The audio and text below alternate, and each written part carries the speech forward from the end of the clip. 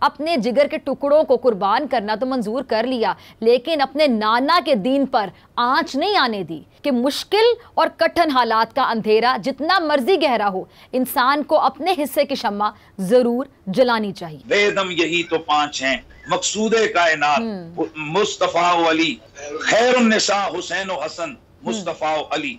جہاں جہاں ظلم نظر آئے وہاں پر ظالم کی مخالفت میں اور مظلوم کی حمایت میں کھڑا ہونا چاہیے، اس کا عملی ثبوت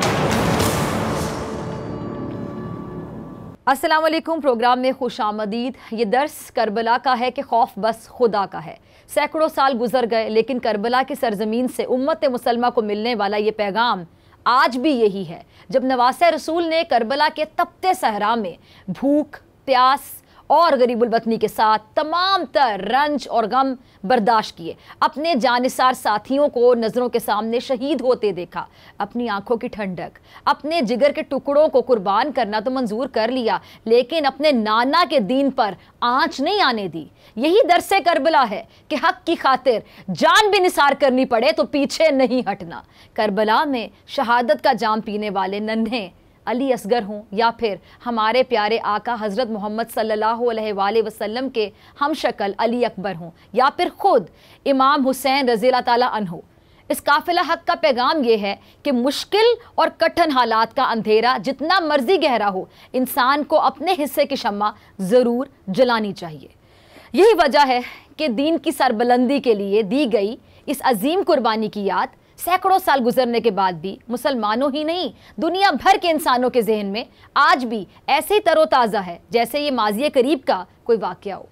اسلامی دنیا میں واقعہ کربلا کو بھرپور عقیدت و احترام سے منایا جاتا ہے۔ ہر کوئی امام عالی مقام شہدائے کربلا سے اپنی محبت، چاہت، عقیدت کا اپنے اپنے انداز میں اظہار کرتا ہے، لیکن سوال یہ ہے کہ کیا 1400 سال پہلے جس مقصد کے لیے نواسہ رسول صلی اللہ علیہ وآلہ وسلم نے اپنے جانثاروں کی جان کا نذرانہ پیش کیا، کیا آج ہم اس راستے پر چل بھی رہے ہیں، یا پھر ہمارے ان پاک ہستیوں سے محبت کے جو دعوے ہیں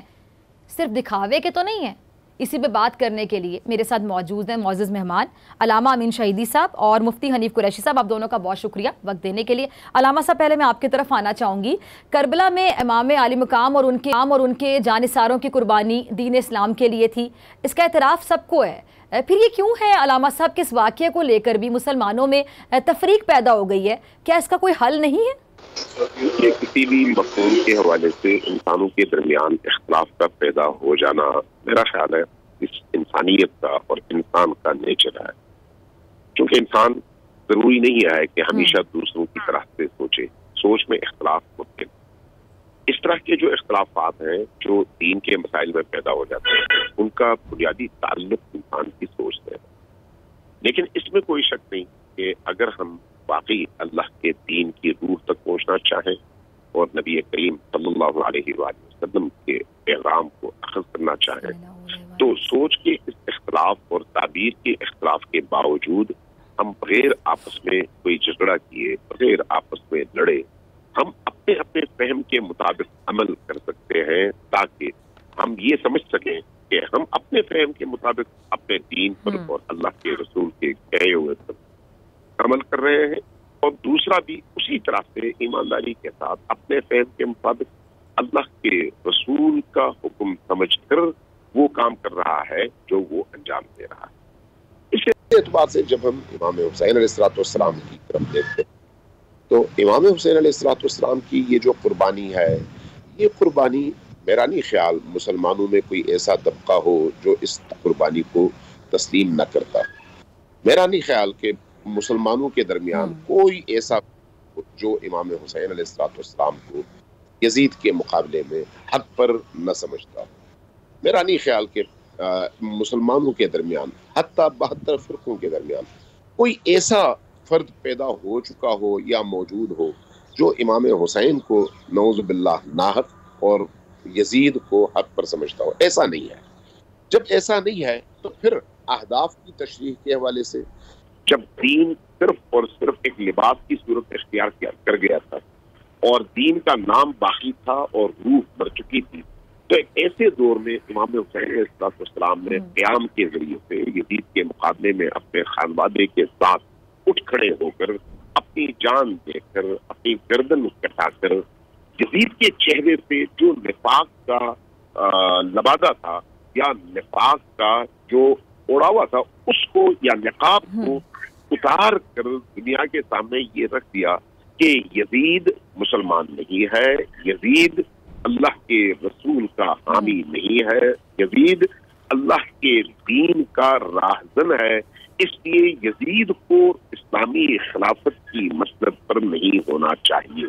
اس بات پر میرا خیال ہے تمام امت متفق ہے۔ میں مفتی حنیف قریشی صاحب کو بھی شامل گفتگو کرتی ہوں۔ مفتی صاحب، آپ نے علامہ امین شہیدی صاحب کو بھی سنا۔ مفتی صاحب، اپنے نانا کے دین کو بچانے کے لیے حضرت امام حسین رضی اللہ تعالیٰ عنہ نے نہ صرف اپنے جگر گوشوں کو قربان کیا بلکہ اپنی جان کی بھی پرواہ نہیں کی۔ اس عظیم قربانی کا مقصد کیا تھا، سبق کیا تھا؟ کیا ہم لوگ واقعی اس سبق کو، اس کی گہرائی کو، اس کی روح کو سمجھ پائیں؟ بسم اللہ والصلاۃ والسلام علی رسول اللہ۔ بنیادی طور پر تو یہ بات سمجھی جائے کہ جس طرح اللہ تبارک و تعالیٰ کی ذات کے ساتھ ہمارا دو طرح کا رشتہ ہے، ایک ہمارا رشتہ بندگی کا ہے کہ ہم اللہ تعالیٰ کے بندے ہیں، اور دوسرا اس کی ذات کے ساتھ ہمارا تعلق اور رشتہ یہ ہے کہ ہم اس کے محبوب نبی صلی اللہ علیہ وآلہ وسلم کے امتی ہیں۔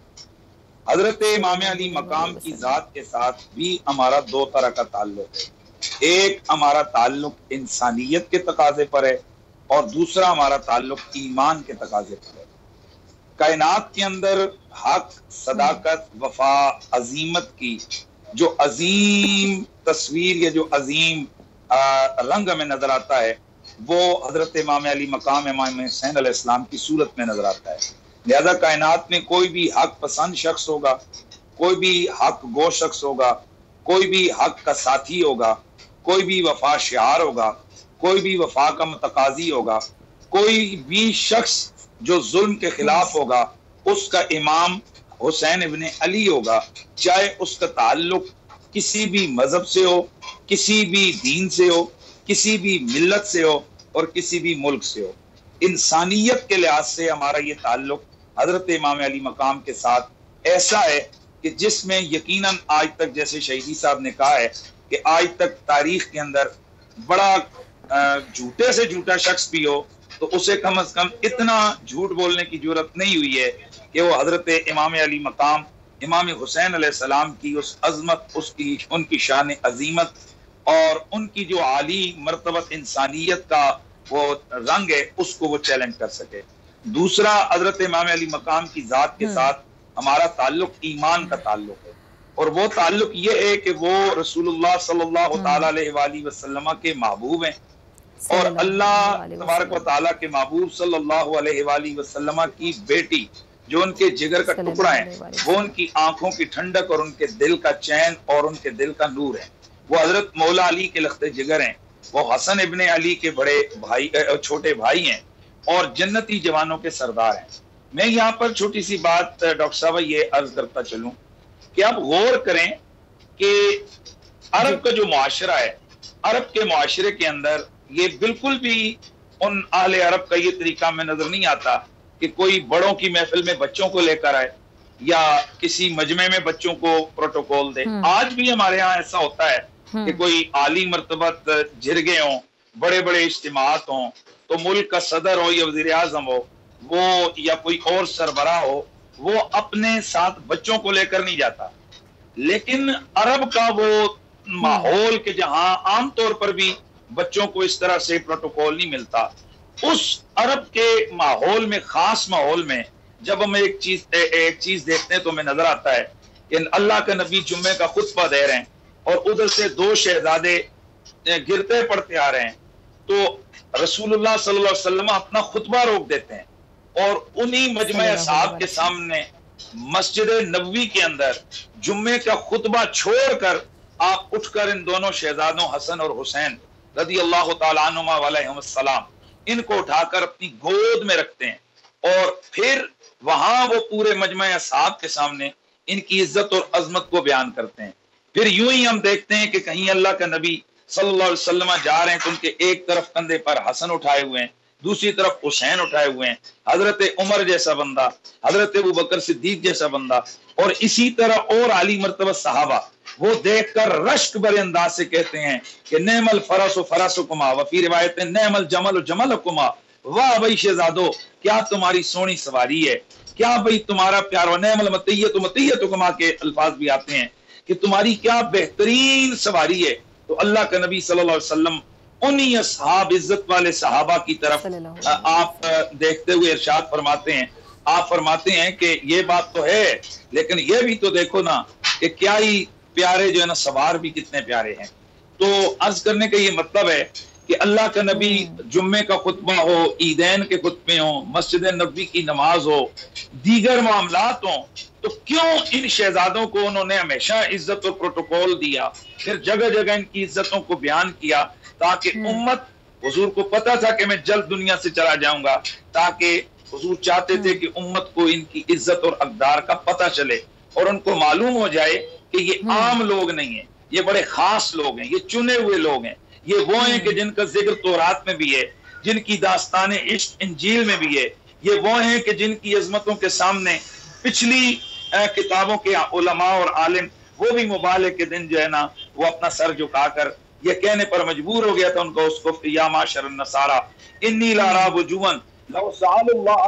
यज़ील जबलन अन मकानी ला ज़ालहु, कि ए गिरोह नसारा मैं ऐसे चेहरे देख रहा हूँ कि अगर ये दुआ कर दें और ये कह दें कि पहाड़ अपनी जगह से हट जाए तो पहाड़ भी अपनी जगह को छोड़ देगा। तुम्हारी बका और तुम्हारी इज्जत इसी में है, अमन इसी में है कि तुम इनके मुकाबले में आने से बाज आ जाओ। और अल्लाह का नबी फरमाते हैं आज अगर मैं उनके खिलाफ दुआ करता और हसन और हुसैन आमीन कह देते तो अल्लाह ताला नजरान के ईसाइयों की बस्तियों में आग नाज़िल फरमा देता। ये ऐसा क्यों है?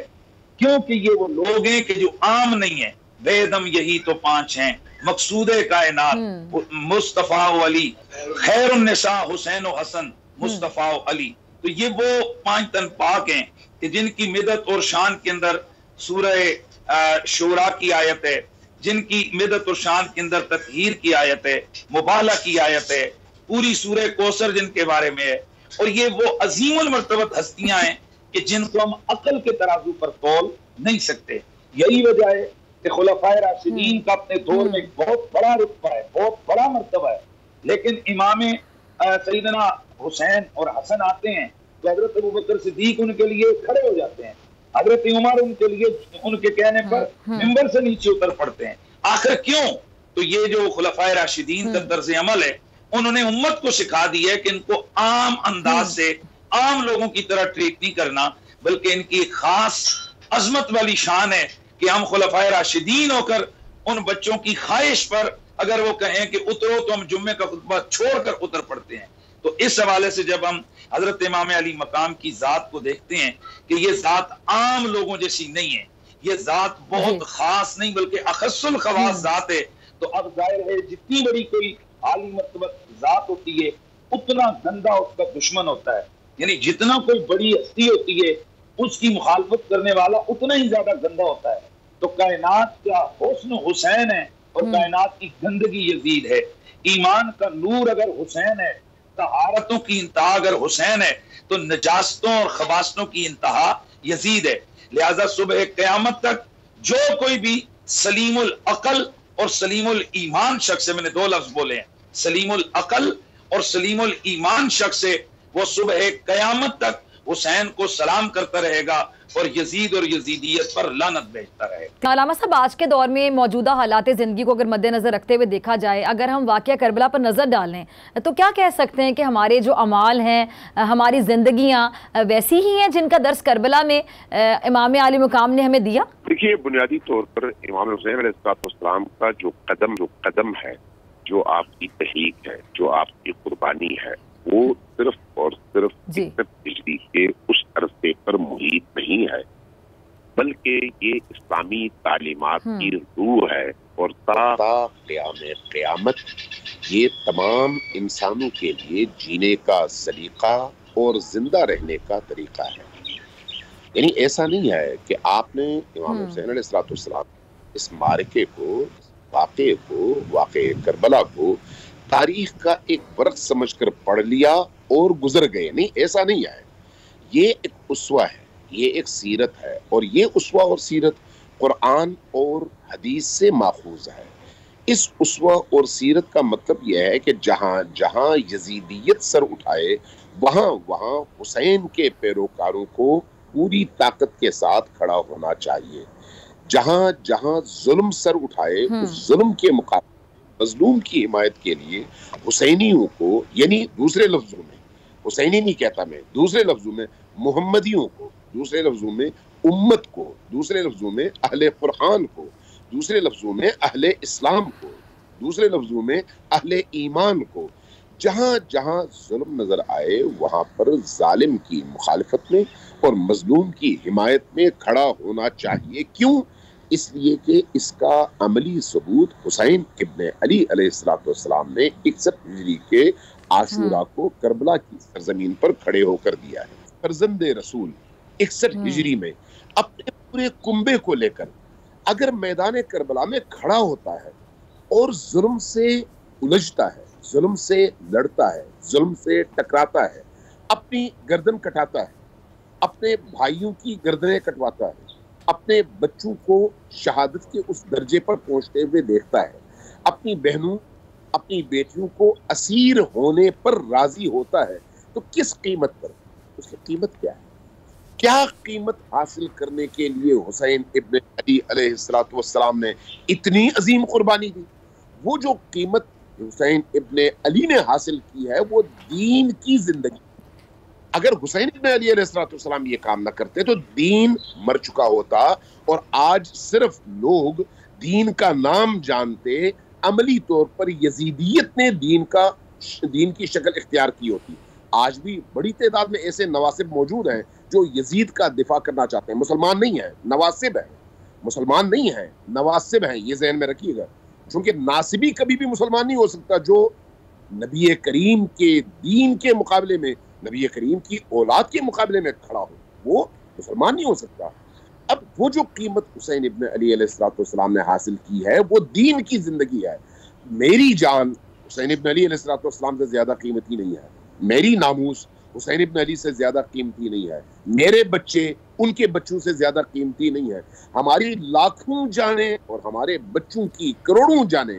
ان کے قدموں کی خاک پر اگر قربان ہو جائیں تو حق ہے کہ قربان ہونا چاہیے، چونکہ وہ اتنی عظیم ہستی ہے. تو یہ عظیم قربانی ہمیں یہ بتاتی ہے کہ جب کبھی دین پر وقت آئے، اپنے بچوں کو، اپنی ہستی کو، اپنی خواہش کو، اپنی جان کو، اپنے مال کو، اپنے وطن کو قربان کر کے دین کو بچا لو، چاہے خود تمہارا نام و نشان مٹ جائے. یہ ہر دور کے لیے درس ہے،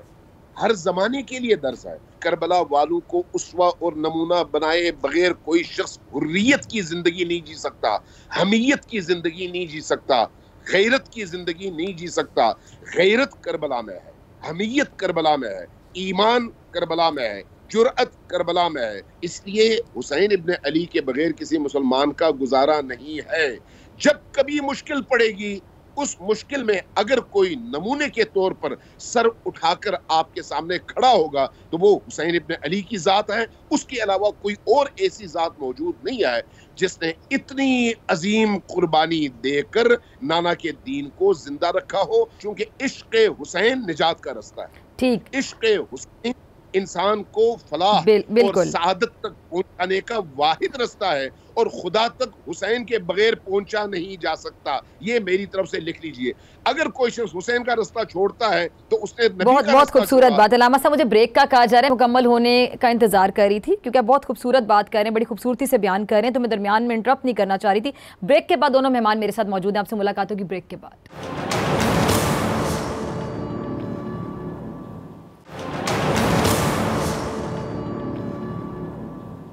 ویلکم بیک ناظرین. علامہ امین شہیدی صاحب اور مفتی حنیف قریشی صاحب میرے ساتھ موجود ہیں. مفتی صاحب آپ کی طرف آنا چاہوں گی. 1400 سال پہلے اہل بیت نے کربلا میں جو قربانی پیش کی، لازوال قربانی، اور یہ قربانی دین کی سربلندی کے لیے تھی، اتحاد امت کے لیے بھی تھی، لیکن پھر کیا وجہ ہوئی مفتی صاحب کہ یہ امت ایک نہیں ہو سکی؟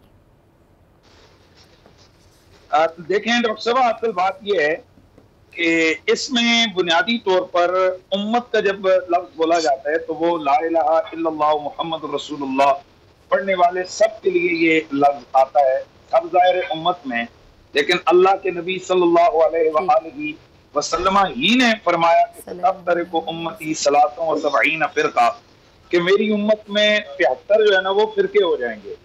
اب اللہ کے رسول صلی اللہ علیہ وسلم جب خود فرماتے ہیں کہ میری امت فرقوں میں بٹ جائے گی، تو اس کا مطلب ہے کہ ہر کلمہ پڑھنے والا لا الہ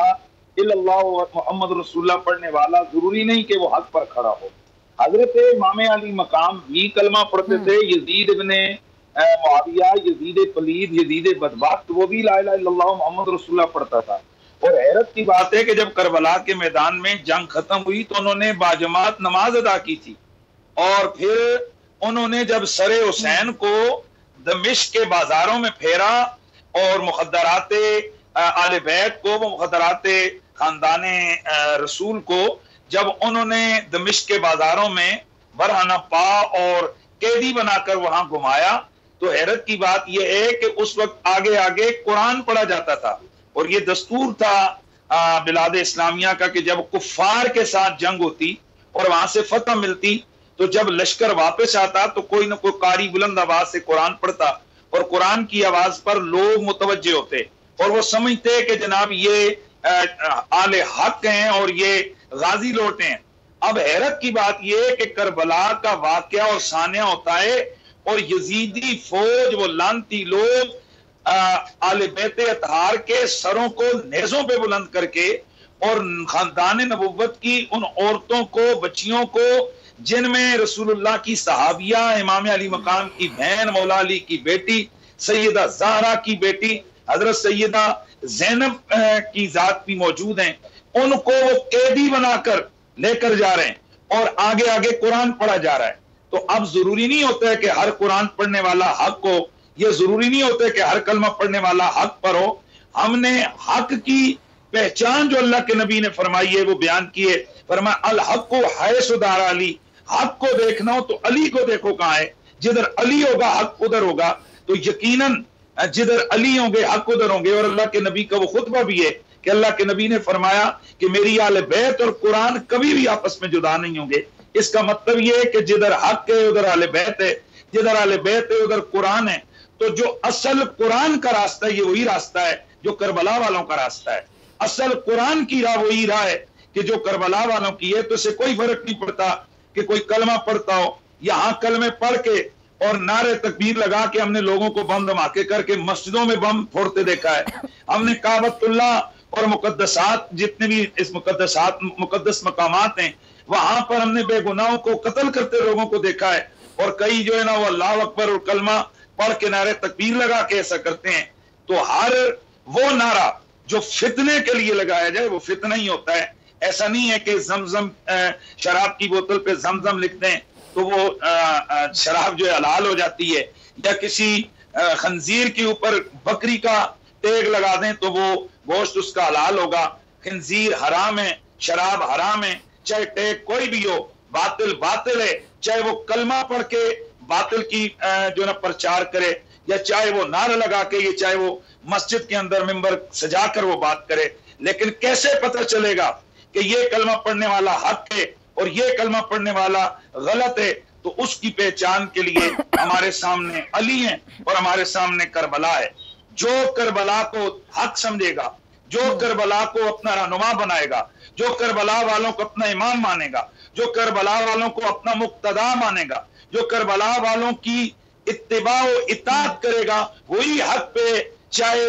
وہ لمبے چوڑے سجدے نہ بھی کرتا ہو اور وہ لمبی چوڑی باتیں نہ بھی کرتا ہو، لیکن اگر کربلا والے اس کے امام ہیں تو وہ حق ہے، اگر وہ اس کے رہنما ہیں تو وہ حق ہے۔ اور بے شک اگر کوئی، میں سمجھتا ہوں کہ بڑا جبے کبے دستار سے مزین ہو اور اس کے ہاتھوں میں قرآن ہو، تفسیر ہو، حدیث ہو، زبان پر ہر وقت قال اللہ قال الرسول ہو، لیکن اگر اس کا رہنما یزید ہے تو رب کعبہ کی قسم وہ باطل کا پجاری ہے، رب کعبہ کی قسم وہ باطل کا بندہ ہے، رب کعبہ کی قسم وہ شیطان کی راہ پر ہے۔ کیوں کہ اللہ کے نبی صلی اللہ علیہ وسلم نے فرما دیا تھا حسین منی وانا من الحسین، میں حسین ہوں और हुसैन मुझसे, मैं हुसैन से हूँ। मतलब ये कि हुसैन का रास्ता मेरा रास्ता है और मेरा रास्ता हुसैन का रास्ता है। अलामा साहब आपकी तरफ आना चाहूँगी, बड़ी खूबसूरती से बयान किया मुफ्ती हनीफ कुरैशी साहब ने। अलामा साहब, ये जो वाक़या करबला है इसकी याद भी की जाती है, मातम होता है, मजालिस होती हैं, जुलूस निकाले जाते हैं जिसमें अज़ादार मजहबी जोशो खरोश अक़ीदत व एहतराम से शिरकत करते हैं। अच्छा, कुछ लोगों के नज़दीक ये सब कुछ बहुत अहमियत का हामिल है, बहुत अहम है, जबकि कुछ का ख्याल ये है कि जिस मकसद के लिए इमाम आली मुकाम ने कुर्बानी दी थी उस फ़लसफ़े पर अमल ज़्यादा ज़रूरी है, उस फ़लसफ़े पर अमल करना ज़्यादा ज़रूरी है। तो आपके ख्याल में दुरुस्त क्या है? आपका सवाल बहुत खूबसूरत है, बहुत अहम है इस वाले से कि ये दो नुक्ते नजर हैं। एक तबका ये कहता है कि हमें आज़ादारी करनी चाहिए और मोहब्बत का इजहार करना चाहिए, और दूसरा कहता है कि हमें उस फलसफे और उस रूह पर अमल करना चाहिए जो हुसैन इब्न अली के पैगाम में और क़याम में मौजूद है। मेरा ख्याल है एक मुतवाजिन मुसलमान और मुतवाजिन मोमिन इन दोनों चीजों को यकजा करके चलता है। अगर आप हुसैन इब्न अली अलैहिस्सलाम की इस गम के में गमगीन न हो सकें तो फिर आप उनके फलसफे पर अमल भी नहीं कर सकते। अगर आपके अंदर हुसैन इब्न अली अलैहिस्सलाम का दर्द न जागे तो आप किसी और इंसान का दर्द महसूस भी नहीं कर सकते। अगर आपको हुसैन इब्न अली के कुंबे के लुटने का और दर्द और एहसास न हो और आपका वजदान, आपका ज़मीर इस हवाले से बेदार न हो तो आप अपने इर्द गिर्द मौजूद किसी भी जालिम के जुल्म के हवाले से मजलूम की हिमायत के लिए खड़े भी नहीं हो सकते। लिहाजा मैं ये समझता हूँ कि वो लोग जो हुसैन इब्न अली से इश्क करते हैं, वो लोग जो हुसैन इब्न अली की आज़ादाई करते हैं, वो लोग जो हुसैन इब्न अली का नाम लेकर, उनका परचम लेकर, उनका नाम लेकर लब्बैक कहते हुए सड़कों पर आते हैं, वो गोया ये ऐलान कर रहे होते हैं कि हम हर जुल्म के मुखालिफ हैं, हर इस्तिबदाद के मुखालिफ हैं, हर उस कुव्वत के मुखालिफ हैं जो हक के मुकाबले में खड़ी हो। लिहाजा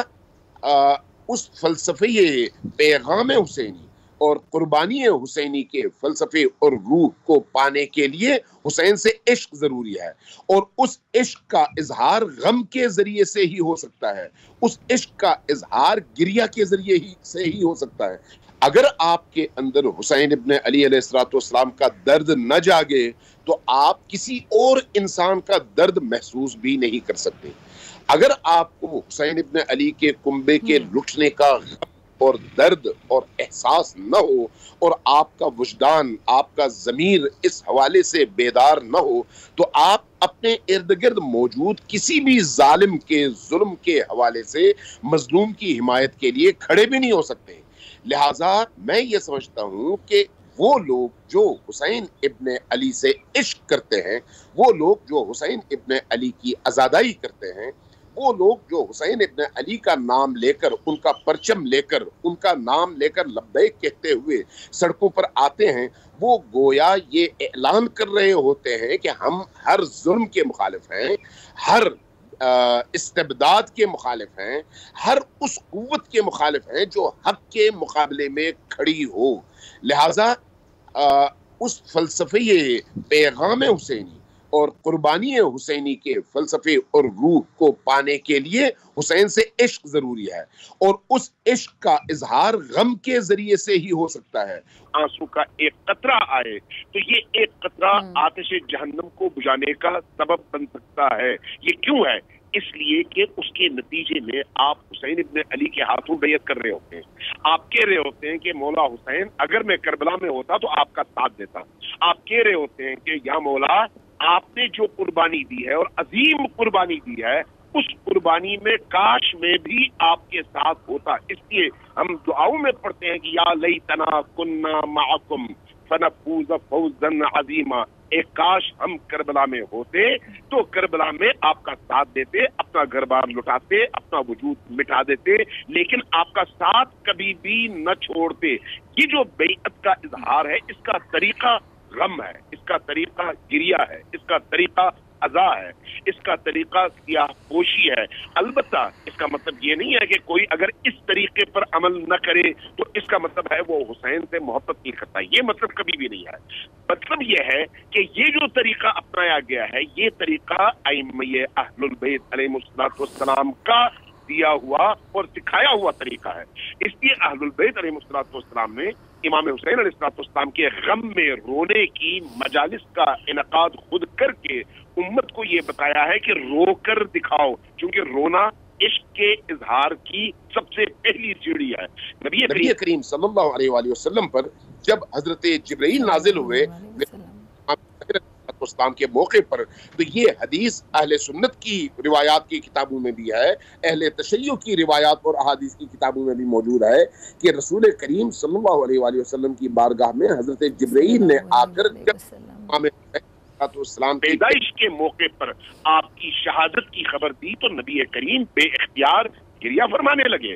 یہ آپ کا گریہ دیکھ کر اہل البیت نے پوچھا یا رسول اللہ یہ خوشی کا موقع ہے، آپ گریہ فرما رہے ہیں؟ فرمایا کہ ہاں اس بچے کی شہادت کی خبر حضرت جبرائیل نے دی ہے، اس لیے اس منظر کو دیکھ کر میں گریہ کر رہا ہوں۔ ابھی تو امام حسین بچے تھے، ابھی تو وہ شہید نہیں ہوئے تھے، ابھی تو وہ پیدا ہوئے تھے۔ اگر ان کی پیدائش پر نبی کریم ان کے مستقبل میں شہادت کو یاد کر کے غم مناتے ہیں، روتے ہیں، اشک بہاتے ہیں، تو پھر ان کی شہادت کے بعد یہ غم منانا، یہ اشک بہانا اور امام حسین علیہ السلام کے غم کو اپنی روح کا غم سمجھنا، یہ میرا خیال ہے نبی کریم کی سیرت بھی ہے، سنت بھی ہے اور ان سے محبت اور عشق کا اظہار بھی ہے۔ لہٰذا یہ جو محبت کا اظہار ہے یہ آپ کے اندر ایک آگ پیدا کرتا ہے، آپ کے اندر ایک حرارت یہ محبت پیدا کرتی ہے۔ اس محبت کے نتیجے میں، اس حرارت کے نتیجے میں آپ جہاں کہیں یزیدیت کا پرچم دیکھیں گے آپ پوری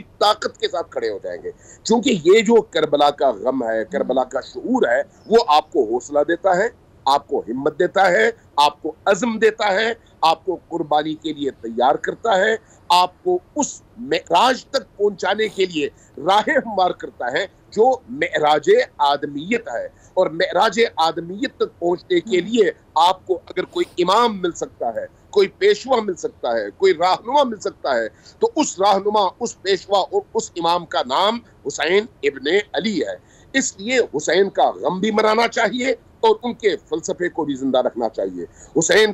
کے ذکر سے اپنے گھروں کو، اپنے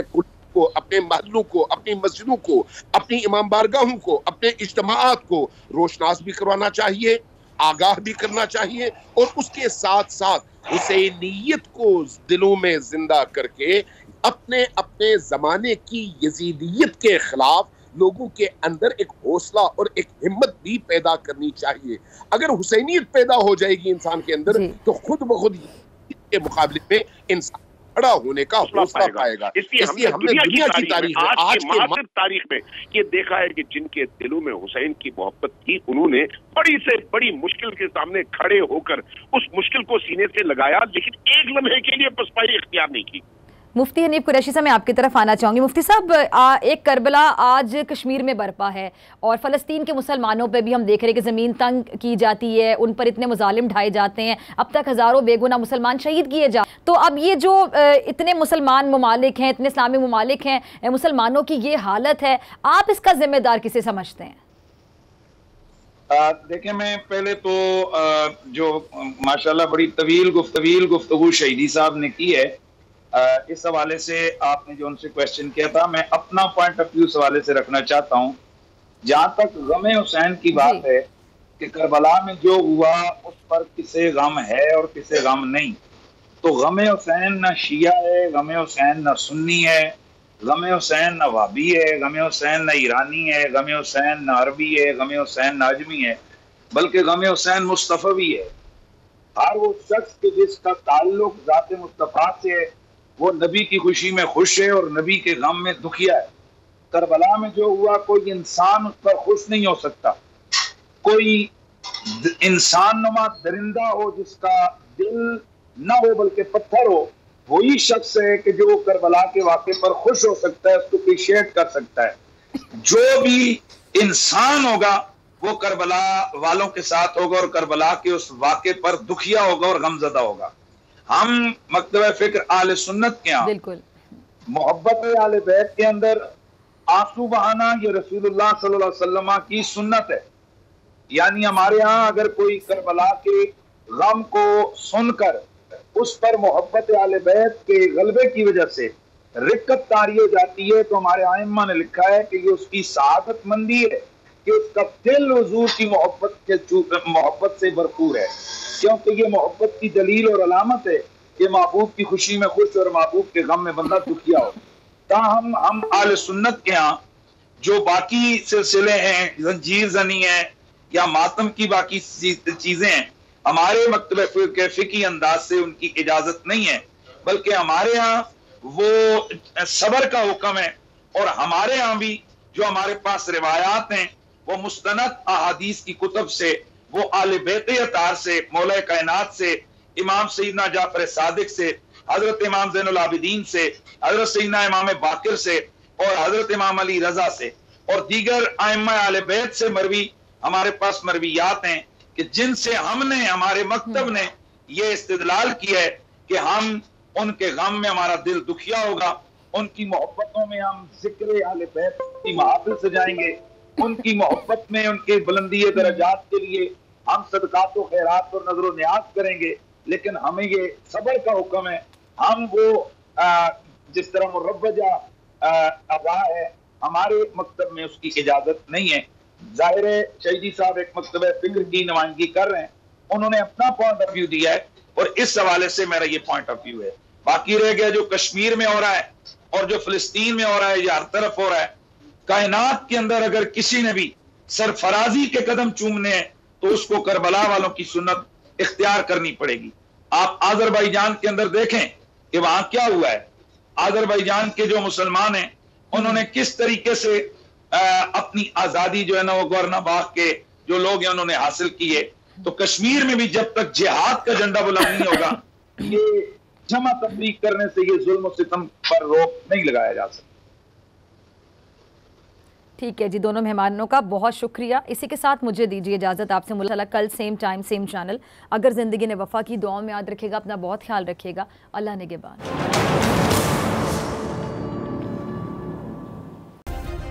सब्सक्राइब करें और बेल दबाएं ताकि कोई खबर रह न जाए।